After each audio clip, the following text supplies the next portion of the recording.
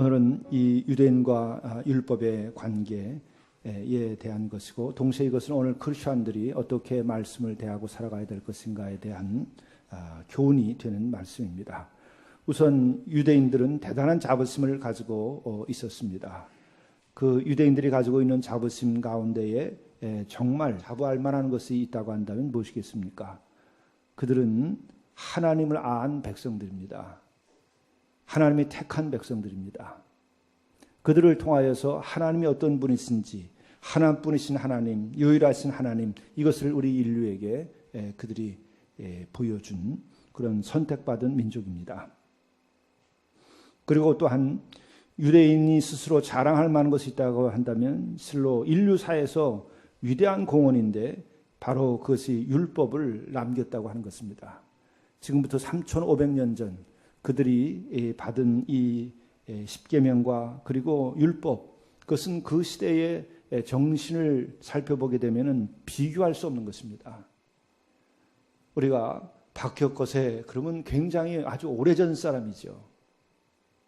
왕건, 그 사람 1000년 전 사람입니다. 그러나 그보다도 더 1000년여 전의 사람이 박혁거세죠. 근데 그보다도 1500년 전의 사람이 모세입니다. 생각을 해보십시오. 얼마나 아주 고대의 인물인데 바로 그 고대에 그를 통하여서 하나님께서 십계명을 주셨습니다. 우리가 십계명을 함께 며칠 공부해 봤습니다만 그것이 인간이 살아가는데 얼마나 중요하고 근본이 되는 것인가. 이것저것 복잡한 것이 없습니다.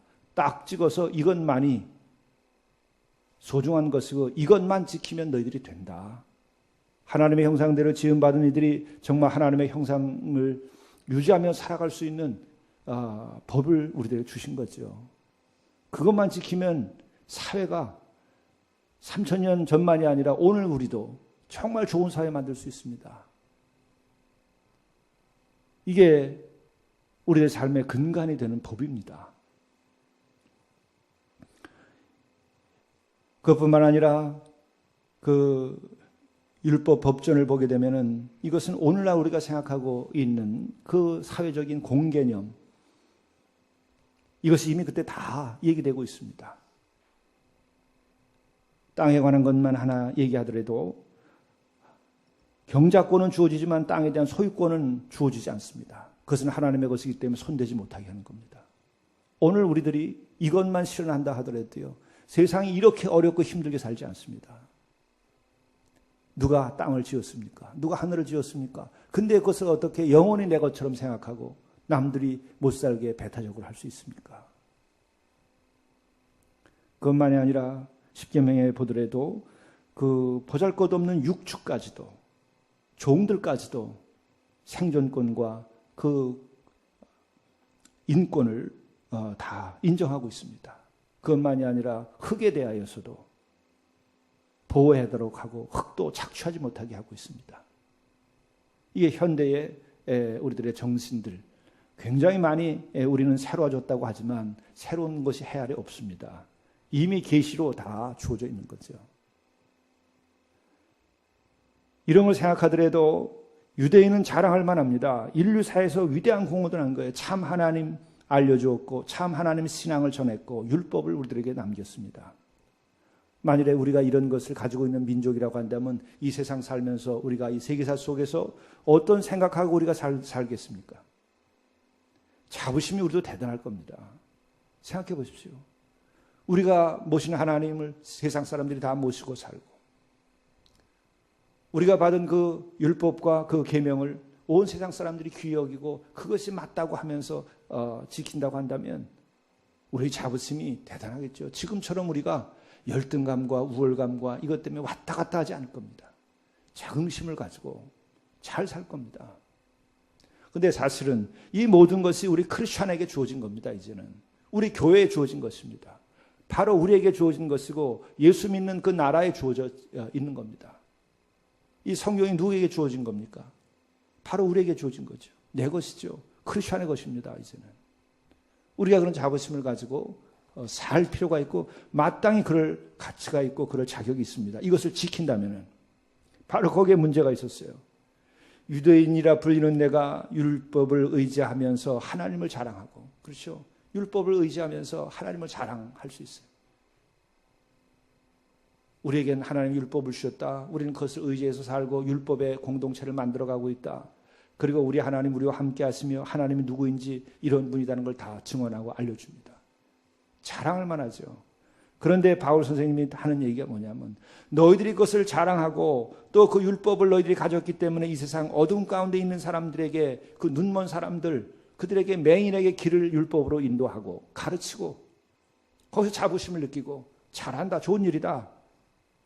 그러나 너희들이 그것을 가르치고 증언하고 자부심을 갖고 하지만 그렇게 하는 너희들은 율법을 지금 지키느냐 지키지 아니하느냐, 내버리고 있지 않느냐. 그러면서 하시는 말씀이 그거죠. 간음하지 말라 하는 내가 간음하느냐, 우상을 가중히 여기는 내가 신전 물건을 도둑질하느냐, 율법을 자랑하는 내가 율법을 범함으로 하나님을 욕되게 하느냐. 십계명에 대한 얘기를 계속하면서 우상 숭배하지 말라고 가르치고 그 율법을 받았는데 우상 숭배하고 있고, 간음하지 말라는데 간음하고, 도둑질하지 말라는데 도둑질하고, 거짓 증거하지 말라는데 거짓 증거하고, 그리고 너희들에게 남은 것은 뭐냐? 우리는 선민이다. 우리는 할례 받은 민족이다. 우리는 택함 받은 민족이다. 이것만 너희들이 내세우는데 이게 말이 되느냐? 너희들은 이미 심판 아래 있다. 할례나 무할례가 중요한 것이 아니라 율법을 지키느냐 지키지 아니하느냐, 이것이 중요하다. 이 얘기를 하는 거죠. 표면적 유대인이 유대인이 아니라 이면적 유대인이 유대인이고, 육신의 할례가 아니라 진정 내 마음의 할례를 하라. 율법을 가진 것만 가지고 대단하게 생각하고 하나님 모신 것만으로 대단하게 생각하고, 그것이 진짜가 아니라 하나님을 모셨으면 진정으로 하나님의 말씀대로 살고 율법대로 살아라. 왜 표면적인 것들을 가지고 유대인이라고 하는 것, 아브라함의 자손이라고 하는 것만 갖고 내세우고, 너희들이 율법을 받은 백성이라고 그것만 가지고서 남들에게 이렇다고 저렇다고 얘기하며 가르치면서 지키지 아니하는 너희들, 그래서 되겠느냐? 아주 진리의 말씀을 그냥 폭포수처럼 우리들에게 쏟아붓고 있는 겁니다. 이것을 받는 이 사람들은 막 가슴이 쪼개지고 엄청난 폭풍에 휘말리고 채찍에 얻어맞는 것과 같은 거죠. 그것을 통해서 영혼이 깨어나는 겁니다. 이게 참 스승의 모습이고 참 사도의 모습이고 참으로 가르치는 자의 모습이에요. 요즘에 우리는 다른 사람의 이야기에 귀를 기울여준다 해야 됩니다. 경청해야 됩니다. 위로하고 그들을 이해해야 됩니다. 그러나 제대로 가르쳐야 됩니다. 제대로 가르치진 않으면서 위로만 하고 길은 인도하지 않으면서 그들과 함께하고 다 죽어가는 길입니다. 그게 정치가고 그게 목사고 그게 종교가고 그것이 선생이면 이 나라는 누가 이끌어가고 책임집니까? 교회도 마찬가지로 위로의 선포만 하고 말씀에 대한 분명한 선포가 없습니다. 다 좋은 게 좋은 것이고 편안하면 좋은 것이고 법이 서지 아니하는 것. 율법을 받았다고만 하고 우리가 주의 말씀을 받았다고만 하는 것이 아니라 우리에게 구원의 십자가가 있다고만 하는 것이 아니라 나의 십자가를 지고 그 말씀을 실천하고 그대로 살라는 거죠. 그것이 우리 모두가 사는 것이요. 또한 그것이 우리가 진정으로 복되게 사는 길입니다. 왜 율법을 주었습니까? 하나님의 형상대로 우리로 하여금 복되게 살도록 주신 겁니다. 거룩하게 살도록 주신 겁니다. 왜 율법을 주셨습니까? 젖과 꿀이 흐르는 땅에서 진정으로 그 아름다운 사회를, 공동체를 이룩하라고 그렇게 율법을 주신 겁니다. 젖과 꿀이 흐르는 땅만 가지고 어떻게 하겠습니까? 거기서 사는 것은 율법을 어기고 인간 같지 않게 살면 결국은 젖과 꿀이 흐르는 땅에서도 소용이 없습니다. 그래서 그들은 거기서 멸망당했습니다. 젖과 꿀이 흐르는 땅이 중요한 것이 아니고 그것을 감사하며 그것에 대하여서 감사함으로 인하여 하나님을 진정으로 경외하고 하나님의 말씀대로 사는 것이 중요한 것이죠. 우리 모두는 다 구원받았습니다. 예수 그리스도를 믿는 믿음만으로도 이미 구원받은 것입니다.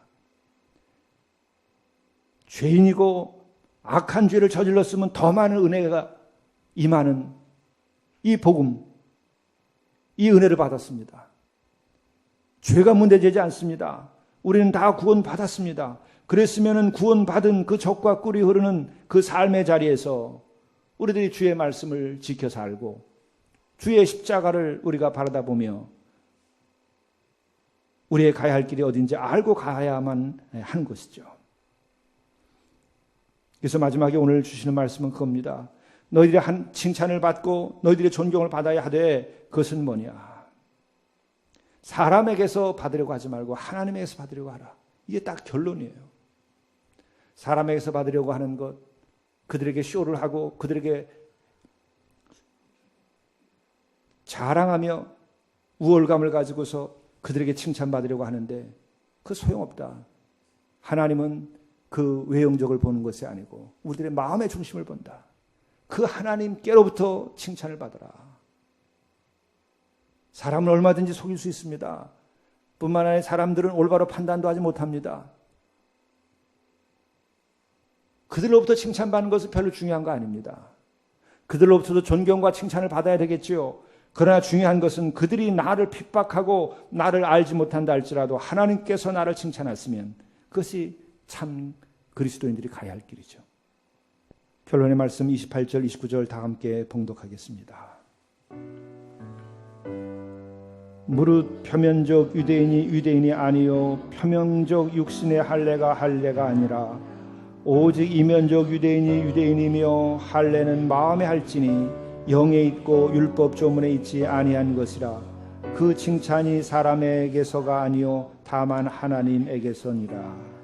이 말씀에 대하여서 요한 웨슬리는 바로 이면적 기독교인이 되어야 한다. 그래서 리얼 크리스천을 얘기합니다. 100% 크리스천이 되라고 합니다. 참 그리스도인이 되라고 합니다. 표면적 기독교인이 아니고 리얼 크리스천이 되라. 그것은 우리가 마음을 다하고 목숨을 다하고 뜻을 다하여서 우리 주님을 사랑하고 그 주님과 일치된 마음으로 살아가는 길, 거기에서 우리들이 진정 참 크리스천이 될 수 있습니다.